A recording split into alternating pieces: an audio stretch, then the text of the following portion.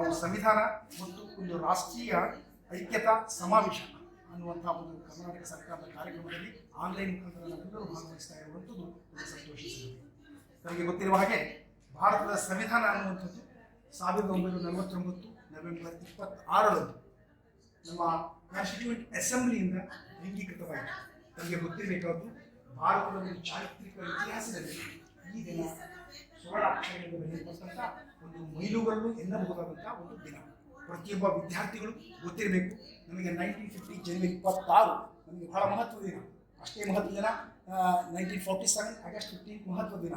ಇದರ ಜೊತೆಗೆ ಈ ಎರಡು ದಿನಗಳ ಜೊತೆಗೆ ಮತ್ತೊಂದು ದಿನ ತುಂಬ ಮಹತ್ವದ್ದು ಅನ್ನುವಂಥದ್ದನ್ನು ನಾವೆಲ್ಲರೂ ಅರ್ಥ ಮಾಡಿಕೊಳ್ಬೇಕಾಗಿದೆ. ಅದು ನವೆಂಬರ್ 26, 1949. ಈ 3 ದಿನಗಳೇನೆಂದರೆ ಭಾರತದ ಚರಿತ್ರೆಯಲ್ಲಿ ಅಂದರೆ ಎಲ್ಲ ವಿದ್ಯಾರ್ಥಿಗಳು ನೆನಪಿಟ್ಟುಕೊಳ್ಳಬೇಕಾಗಿರುವಂಥ ಸುವರ್ಣಾಕ್ಷರಗಳಿಂದ ಬರೆಯಲ್ಪಡುವಂಥ ದಿನಗಳು ಅನ್ನುವಂಥದ್ದು ಸಾಹಿತ್ಯ ವಿದ್ಯಾರ್ಥಿಗಳಾಗಿರುವಂಥ ಅಥವಾ ಆರ್ಟ್ಸ್ ವಿದ್ಯಾರ್ಥಿಗಳಾಗಿರ್ತಕ್ಕಂಥ, ಸೈನ್ಸ್ ವಿದ್ಯಾರ್ಥಿಗಳಾಗಿರ್ತಕ್ಕಂಥ, ಸೋಷಿಯಲ್ ಸೈನ್ಸ್ ವಿದ್ಯಾರ್ಥಿಗಳಿರ್ತಾರೆ. ವಿಶೇಷವಾಗಿ ವಿದ್ಯಾರ್ಥಿಗಳಾಗಿದ್ದುಕೊಂಡು ನಾವು ಅರ್ಥ ಮಾಡಿಕೊಳ್ಬೇಕಾದ ವಿಷಯ ಈ ಒಂದು ಚಾರಿತ್ರಿಕ ಘಟನೆಗಳು ನಮಗೆ ಅವಶ್ಯಕ ಅನ್ನೋದನ್ನು ಇವತ್ತು ನಾವು ಗಮನಿಸಬೇಕು.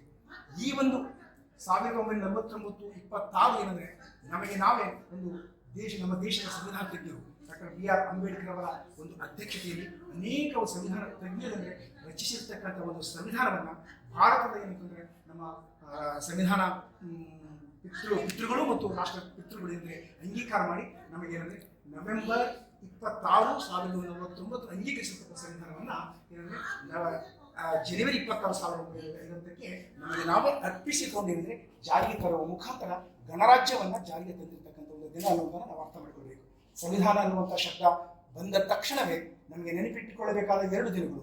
ಒಂದು ನವೆಂಬರ್ 26, 1949, ಜನವರಿ 26, 1950. ಕಾಕತಾಳೀಯ ಏನಂದರೆ 2/26 ದಿನಾಂಕದಂದೇ ಕುಡಿಯುವಂಥದ್ದು ಒಂದು ಕಾಕತಾಳೀಯ ಘಟನೆ ಮತ್ತು ಬಹಳ ಒಂದು ಮಹತ್ವದ ಒಂದು ಇದನ್ನು ನಾವು ನೆನಪಿಸಿಕೊಳ್ಬೇಕಾಗ್ತದೆ. ಒಂದು ನವೆಂಬರ್ 26, ಇನ್ನೊಂದು ಜನವರಿ 26.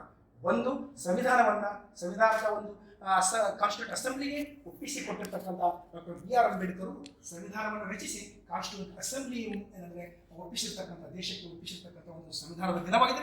ಮತ್ತೊಂದು ಜನವರಿ 26, 1950 ಜಾರಿಗೆ ತಂದ ದಿನ. ಸಂವಿಧಾನ ಪೀಠಿಕೆ ಆದಮೇಲೆ ನಮ್ಮ ಸಂವಿಧಾನ ಏನಿದೆ ಈ 3 ತತ್ವಗಳ ಆಧಾರದ ಮೇಲೆ ನಮಗೆ ನಾವೇ ಆಳಿಕೊಳ್ತಕ್ಕಂಥ ವ್ಯವಸ್ಥೆಯನ್ನು ನಾವು ರೂಢಿಸಿಕೊಂಡಿದ್ದೇವೆ ಎಂಬುದು ನಾವೆಲ್ಲರೂ ಅರ್ಥ ಮಾಡಿಕೊಳ್ಬೇಕು. ಇದರಲ್ಲಿ ಮುಖ್ಯವಾಗಿ ಅಂದರೆ liberty of thought, very important. Liberty of thought, liberty of expression, liberty of belief, liberty of faith, liberty of worship. ಈ ಇಷ್ಟು ತತ್ವಗಳು, ಈ 5 ತತ್ವಗಳಿಂದ ಪಂಚ ತತ್ವಗಳ ಬಗ್ಗೆ ಇವತ್ತು ಕರ್ನಾಟಕ ಸರ್ಕಾರ ಹೆಚ್ಚು ಎಂದರೆ ಬೆಳಕು ಚೆಲ್ಲುವಂಥ ಒಂದು ಪ್ರಾಮಾಣಿಕ ಪ್ರಯತ್ನವನ್ನು ಮಾಡ್ತಾ ಇದೆ. ಆದ್ದರಿಂದ ವಿದ್ಯಾರ್ಥಿಗಳಾಗಿರ್ತಕ್ಕಂಥ ನಾವು, ಭಾರತದ ನಾಗರಿಕರಾಗಿರ್ತಕ್ಕಂಥ ನಾವು liberty of thought, this is very very important thought. Liberty of thought ಇರುವುದರಿಂದಲೇ it is a fundamental right. ಇವತ್ತು ನಾವು ನೀವಲ್ಲಿ ಕೂತ್ಕೊಂಡಿದ್ದೇವೆ, ಓದ್ತಾ ಇದ್ದೇವೆ, ಅಭ್ಯಾಸ ಮಾಡ್ತಾ ಇದ್ದೇವೆ ಮತ್ತು ನಾಗರಿಕರಾಗ್ತಾ ಇದ್ದೇವೆ. ಸಮಾಜದ ಮುಖ್ಯವಾಗಿ ಬರ್ತಾ ಇರೋದು ಕಾರಣ ಅಂದರೆ liberty of thought. Liberty of thought ಅನ್ನುವಂಥದ್ದು ಇಲ್ಲೇ ಹೋಗಿದರೆ ನಾವು ಈ ಮಟ್ಟಕ್ಕೆ ನಮಗೆ ನಾವೇ ಒಂದು ಸ್ವಾತಂತ್ರ್ಯವನ್ನು ಅನುಭವಿಸ್ತಕ್ಕಂಥ ಒಂದು ಅವಕಾಶಗಳು ಸಿಗ್ತಾ ಇರಲಿಲ್ಲ ಅನ್ನೋದು ಇಲ್ಲಿ ನಾವು ಅರ್ಥ ಮಾಡ್ಕೊಳ್ಬೇಕಂತ ಅವಶ್ಯಕತೆ ಇದೆ. ಎರಡನೇದು ಲಿಬರ್ಟಿ ಆಫ್ ಎಕ್ಸ್ಪ್ರೆಷನ್. ನಾವು ವಿಚಾರ ಮಾಡುವ ಸ್ವಾತಂತ್ರ್ಯ ನಮಗೆ ಕೊಟ್ಟಿದ್ದಾರಂತೆ ವಿಚಾರ ಮಾಡ್ತಾ ಇದ್ದೇವೆ. ವಿಚಾರ ಮಾಡಿಕೊಟ್ಟ ಸ್ವಾತಂತ್ರ್ಯದ ಎರಡನೇ ಒಂದು ಮಾತು ಅಂದರೆ ಲಿಬರ್ಟಿ ಆಫ್ ಎಕ್ಸ್ಪ್ರೆಷನ್. ನಾವು ವಿಚಾರ ಮಾಡಿದ ಮೇಲೆ ನನಗೆ ಹೊಳೆದಿರ್ತಕ್ಕಂಥ ವಿಚಾರಗಳು, ನನಗೆ ತಿಳಿದಿರ್ತಕ್ಕಂಥ ಸಂಗತಿಗಳನ್ನು ಎಕ್ಸ್ಪ್ರೆಸ್ ಮಾಡ್ತೇವೆ, ಅಂದರೆ ಅದನ್ನೇ ಅಭಿವ್ಯಕ್ತಿ ಸ್ವಾತಂತ್ರ್ಯ ಅಂತ ನಾವು ಕರಿತೇವೆ. ಇನ್ನು 3ನೇದಾಗಿ ಲಿಬರ್ಟಿ ಆಫ್ ಬಿಲೀಫ್.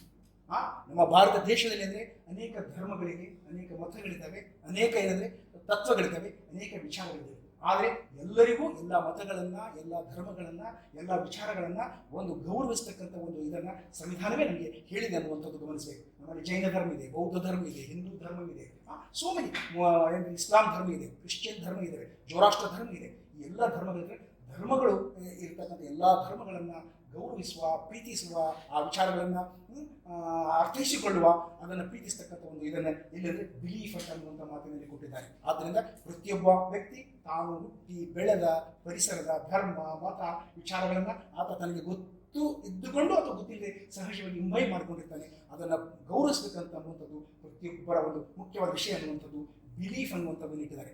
ನಮಗೆ ಗೊತ್ತಿರಬೇಕು, ನಮ್ಮ ಸಂವಿಧಾನದಲ್ಲಿ ಸೆಕ್ಯುಲರ್ ಅನ್ನುವಂಥ ಒಂದು ಶಬ್ದವನ್ನು ಫಂಡಮೆಂಟಲ್ ರೈಟ್ಸ್ ಆಗಿ ಅಥವಾ ನಮ್ಮ ಪೀಠಿಕೆಯಲ್ಲಿ ಅಂದರೆ ನಮ್ಮ ಸರ್ಕಾರಗಳು ಅಥವಾ ನಮ್ಮ ಭಾರತ ಸರ್ಕಾರ ಅಳವಡಿಸಿಕೊಂಡಿತು. 42ನೇ amendment constitutional amendment act, 42nd constitution amendment act ಅಂತ ಬರ್ತದೆ. ಅದರ ಮುಖಾಂತರ ಸೆಕ್ಯುಲರ್ ಅನ್ನುವಂಥ ಶಬ್ದವನ್ನು 1976ನಲ್ಲಿ ಅಂದರೆ ಸಂವಿಧಾನದಲ್ಲಿ ಭಾರತ ಸರ್ಕಾರ ಸೇರ್ಪಡೆ ಮಾಡ್ತದೆ. ಶೆಕ್ಯುಲರ್ ಅನ್ನುವಂಥ ಪದ ಏನು ತಿಳ್ಕೊಳ್ಬೇಕಾದ ವಿಷಯ ಅಂದರೆ, ಸರ್ಕಾರ ತಾನಾಗಿದ್ದುಕೊಂಡು ಯಾವುದೇ ಧರ್ಮವನ್ನ ಅದು ಏನಂದ್ರೆ ಅದರ ಪರವಾಗಿ ಮಾತಾಡುವುದಿಲ್ಲ ಅಥವಾ ಅದನ್ನ ಪೋಷಣೆ ಮಾಡುವ ಅರ್ಥದಲ್ಲಿ ಮಾಡುವುದಿಲ್ಲ. ನಮ್ಮ ಚರಿತ್ರೆ ಇತಿಹಾಸಗಳನ್ನು ನೋಡಿದರೆ ರಾಜರ ಕಾಲದಲ್ಲಿ ಇವು ಪ್ರತಿಯೊಬ್ಬ ರಾಜರು ಕೂಡ ಒಂದೊಂದು ಧರ್ಮದ ಒಂದು ಪ್ರತಿನಿಧಿಗಳಾಗಿ ಮತ್ತು ಪ್ರಾತಿನಿಧಿಕ ಸಂಸ್ಥೆಗಳಾಗಿ ಕೆಲಸ ಮಾಡಿರ್ತಕ್ಕಂಥ ಒಂದು ಪರಂಪರೆ ಹೊಂದಿರತಕ್ಕಂಥ ನಮ್ಮ ದೇಶದಲ್ಲಿ ಅನೇಕ ಧರ್ಮಗಳಿರುವುದರಿಂದ ಯೂನಿಟಿ ಇನ್ ಡೈವರ್ಸಿಟಿ ಅನ್ನುವಂಥದ್ದು ಅಳವಡಿಸಿಕೊಳ್ಳಬೇಕಂತ ಅವಶ್ಯಕತೆ ಇರುವುದರಿಂದ ನಮ್ಮ ದೇಶದಲ್ಲಿ ಶೆಕ್ಯುಲರ್ ಅನ್ನುವಂಥ ಒಂದು ಪರಿಕಲ್ಪನೆಯನ್ನು ನಮ್ಮ ಸರ್ಕಾರಗಳು ಅಳವಡಿಸಿಕೊಂಡಿದ್ದವು. ಈಗ ಶೆಕ್ಯುಲರ್ ಅಂದರೆ ಸರ್ಕಾರ ಯಾವುದೇ ಧರ್ಮದ ಪ್ರತಿನಿಧಿ ಆಗುವುದಿಲ್ಲ. ಎಲ್ಲ ಧರ್ಮಗಳ ವಿಷಯದಲ್ಲಿ ಏನಂತಂದ್ರೆ ನಿರ್ಲಿಪ್ತ ಭಾವನೆಯನ್ನ, ನಿರಪೇಕ್ಷ ಭಾವನೆಯನ್ನ ಸರ್ಕಾರ ಹೊಂದಿರ್ತದೆ ಅನ್ನೋದನ್ನ ಸಂವಿಧಾನದಲ್ಲಿ ಶೇಖರಣೆ ಮಾಡಿಕೊಂಡಿದ್ದಾರೆ. ಆಸ್ ಎ ಗೌರ್ನಮೆಂಟ್ ಯಾವುದೇ ಧರ್ಮದ ಪ್ರತಿನಿಧಿಗೆ ಕೆಲಸ ಮಾಡುವುದಿಲ್ಲ. ಆಸ್ ಎ ಗೌರ್ನಮೆಂಟ್ ಅಂದರೆ ನಿರ್ಲಿಪ್ತವಾಗಿರ್ತದೆ. ಎಲ್ಲ ಧರ್ಮಗಳ ವಿಷಯದಲ್ಲೂ ಕೂಡ ಏನಂದ್ರೆ ಪ್ರೀತಿ, ಅಭಿಮಾನ, ಗೌರವ ಇಟ್ಟುಕೊಳ್ಳುವುದು ಸರ್ಕಾರದ ಕೆಲಸ. ಯಾವುದೇ ಧರ್ಮದ ಪರವಾಗಿ ಅದು ಸರ್ಕಾರ. ಅದನ್ನೇ ಶೆಕ್ಯುಲರ್ ಅನ್ನುವಂಥ ಶಬ್ದದ ಮುಖಾಂತರ ಸಂವಿಧಾನ ತಜ್ಞರು ಅದನ್ನು ಶೇಖರಣೆ ಮಾಡ್ತಾರೆ. ಆ ಕಾರಣಕ್ಕಾಗಿ ಎಲ್ಲ ಧರ್ಮಗಳ ವಿಷಯದಲ್ಲಿ, ಎಲ್ಲ ಮತಗಳ ವಿಷಯದಲ್ಲಿ ಅವರ ಬಿಲೀಫ್ಗಳನ್ನು ನಾವು ಗೌರವಿಸಬೇಕಾಗ್ತದೆ, ಪ್ರೀತಿಸಬೇಕಾಗ್ತದೆ. ನೆಕ್ಸ್ಟ್ ಫೇತ್, ಇದು ಫೇತ್ ಕೂಡ ಇದರ ಮುಂದುವರಿದ ಒಂದು ಭಾಗವಾಗಿದೆ. ನೆಕ್ಸ್ಟ್ ಅಂದರೆ ವರ್ಷಿಪ್ ಅನ್ನೋದು ಕೂಡ ಅದರ ಮುಂದುವರೆದ ಉಪಾಸನ ಸ್ವಾತಂತ್ರ್ಯ ಅಂತ ಹೇಳ್ತದೆ. ಈ ರೀತಿಯಾಗಿ ನಮ್ಮ ಸಂವಿಧಾನದ ಒಂದು ಪೂರ್ವ ಪೀಠಿಕೆಯಲ್ಲಿರ್ತಕ್ಕಂಥ liberty of thought, liberty of expression, liberty of belief, liberty of faith, liberty of worship, ಈ ಪಂಚ ತತ್ವಗಳೇನಿದೆಯಲ್ಲ ನಮ್ಮ ಸಂವಿಧಾನದ ಒಂದು ಆಧಾರ ಸ್ತಂಭಗಳಾಗಿದ್ದಾವೆ. ಅದನ್ನ ನಾವೆಲ್ಲರೂ ಅರ್ಥ ಮಾಡಿಕೊಂಡು ಅಳವಡಿಸಿಕೊಳ್ಳಬೇಕು. ಅಂದಾಗ ಮಾತ್ರ ಒಂದು ದೇಶವೊಂದರಲ್ಲಿ ಒಂದು ಸಾಮರಸ್ಯವನ್ನ, ಸರ್ವ ಧರ್ಮ ದೇನುಕ್ ಆಡುಂಬಲಂ ಅಂತ ಒಂದು ಕನ್ನಡದಲ್ಲಿ ಒಂದು ಉಕ್ತಿ ಇದೆ. ಅಂದ್ರೆ ಸರ್ವ ಧರ್ಮಗಳಿಗೂ ಆಳುವಂತ ಒಂದು ಏನಂದ್ರೆ ಒಂದು ಪಡವಿಯಾಗಿದೆ ಅಥವಾ ಒಂದು ಆಧಾರ ಸ್ತಂಭವಾಗಿದೆ ಕರ್ನಾಟಕ. ಅಂದ್ರೆ ಎಲ್ಲ ಧರ್ಮಗಳನ್ನ ಪ್ರೀತಿಯಿಂದ, ಗೌರವದಿಂದ ಏನಂದ್ರೆ ನೋಡಿಕೊಂಡಿರ್ತಕ್ಕಂಥ ನೆಲ ಕನ್ನಡ ನಾಡು. ಹಾಗೆಯೇ ಭಾರತ ನಾಡು ಕೂಡ ಹಾಗೆ ಎಲ್ಲ ಧರ್ಮಗಳಿಗೆ ಆಡುಂಬಲ ಆಗಿತ್ತು. ಆ ಹಿನ್ನೆಲೆಯಲ್ಲಿ ಅಂದ್ರೆ ಎಲ್ಲ ಧರ್ಮಗಳ ಬಿಲೀಫ್ಗಳನ್ನ, ಎಲ್ಲ ಧರ್ಮಗಳ ಫೇತನ್ನ, ಎಲ್ಲ ಧರ್ಮಗಳ ವರ್ಷಿಪ್ಗಳನ್ನ ನಮ್ಮ ಸಂವಿಧಾನ ಅಳವಡಿಸಿಕೊಂಡಿದೆ. ಹಾಗಾಗಿ ಸಾಮರಸ್ಯ ಅನ್ನುವಂಥದ್ದು ಬಹಳ ಮುಖ್ಯ.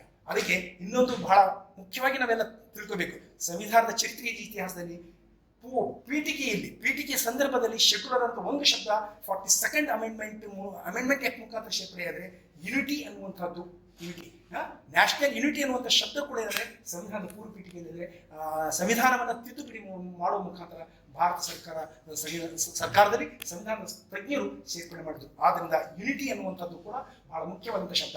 ಆ ಕಾರಣಕ್ಕಾಗಿ ನಮ್ಮ ಕರ್ನಾಟಕ ಸರ್ಕಾರ ಬಹಳ ಪ್ರಥಮ ಬಾರಿಗೆ ಏನಂದ್ರೆ ಇಂಥ ಒಂದು ಬಹಳ ಉದಾತ್ತವಾದ ಸಂವಿಧಾನದ ಆಶಯವನ್ನು ಇಟ್ಟುಕೊಂಡೇ ಒಂದು ಏನಂದ್ರೆ ಜನರಲ್ಲಿ ಒಂದು ಜನಾಂದೋಲನವನ್ನು ಅಥವಾ ಜನರಿಗೆ ಒಂದು ಸಹಭಾಗಿತ್ವವನ್ನು, ಜನರನ್ನ ಮುಖಾಮುಖಿಯಾಗಿ ಅಂದ್ರೆ ಸಂವಿಧಾನದ ಪೂರ್ವ ಪೀಠಿಕೆಯನ್ನ ಮತ್ತೆ ಓದುವ, ಅರ್ಥೈಸಿಕೊಳ್ಳುವ, ಅದನ್ನು ಅಳವಡಿಸಿಕೊಳ್ಳುವ ಒಂದು ಇದಕ್ಕೆ ಏನಂದ್ರೆ ಕರ್ನಾಟಕ ಸರ್ಕಾರ ಈ ಕಾರ್ಯಕ್ರಮದ ಮೂಲಕ ಅವಕಾಶವನ್ನು ಮಾಡಿಕೊಟ್ಟಿದೆ. ಆದ್ದರಿಂದ the constitution and national unity convention ಅನ್ನುವಂಥದ್ದು ಕರ್ನಾಟಕ ಸರ್ಕಾರದ ಮಹತ್ವಾಕಾಂಕ್ಷಿ ಯೋಜನೆಯಾಗಿದೆ. ಆ ಯೋಜನೆಯಲ್ಲಿ ನೀವು ಭಾಗಿಯಾಗಿದ್ದೇವೆ ಅನ್ನುವಂಥದ್ದು ಹೆಮ್ಮೆಯ ವಿಷಯ, ಸಂತೋಷ ವಿಷಯ.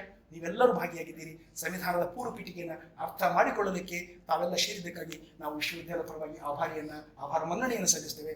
ಇದನ್ನ ಅರ್ಥ ಮಾಡಿಕೊಳ್ಳುವ ಮುಖಾಂತರ, ಈ ಕಾರ್ಯಕ್ರಮದಲ್ಲಿ ಭಾಗವಹಿಸುವ ಮುಖಾಂತರ liberty of thought, liberty of expression, liberty of belief, liberty of faith, liberty of worship, ಈ 5 ತತ್ವಗಳನ್ನು ನಾವು ಗೌರವಿಸೋಣ, ಪ್ರೀತಿಸೋಣ, ಅಳವಡಿಸಿಕೊಳ್ಳೋಣ.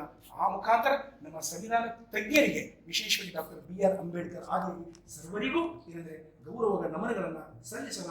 ಅವರ ಮುಖಾಂತರ ಅವರ ಆಶಯಗಳನ್ನು, ಅವರ ತತ್ವಗಳನ್ನು ಜಾರಿಗೆ ತರಲಿಕ್ಕೆ ನಾವೆಲ್ಲರೂ ಪ್ರಯತ್ನಿಸೋಣ ಅನ್ನುವಂಥ ಮಾತುಗಳನ್ನು ಹೇಳುತ್ತಾ ನನ್ನ ಮಾತುಗಳಿಗೆ ವಿರಾಮ ಹೇಳ್ತೇನೆ. ನಮಸ್ಕಾರ.